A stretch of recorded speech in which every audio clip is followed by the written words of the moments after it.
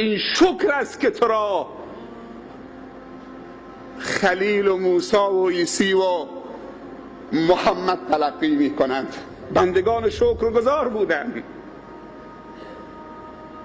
ما باید خصلت پیامبران خدا را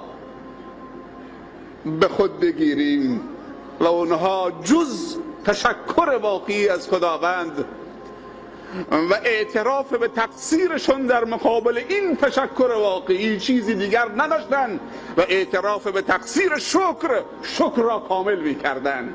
یک شکر داریم و یک اعتراف به تقصیر شکر که دوباره جزو مکملات شکر است.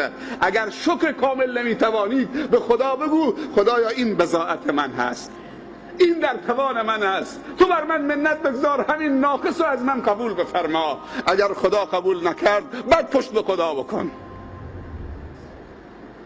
چرا بعد از هر نماز خوندی 3 بار میگی استغفر الله استغفر الله استغفر الله؟ مگر نماز کار بدی است که استغفار داری میکنید؟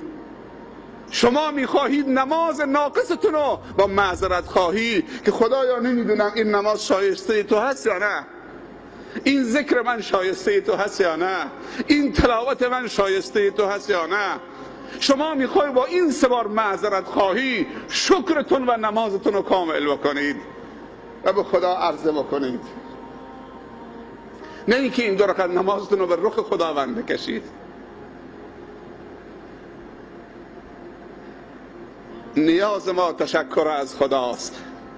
خدا همه چی داده. امروز فقیرترینش سیرترینه با مقایسه به گذشته. امروز زمین خیرات و برکاتش داره بیرون میریزه.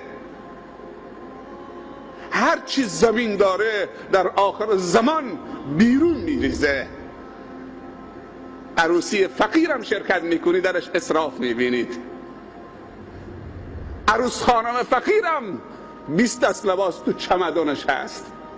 طوری میخوام جلوه بدیم که در نظر خلق خدا و همسایگان و همشهریامون بزرگ جلوه پیدا بکنیم، ولی غافل از اون که روز به روز در نظر خداوند و فرشتگان خداوند که خوبی‌های ما و نیت‌های ما و کارهای خیر ما را می‌نویسند روز به روز کوچکتر می‌شویم.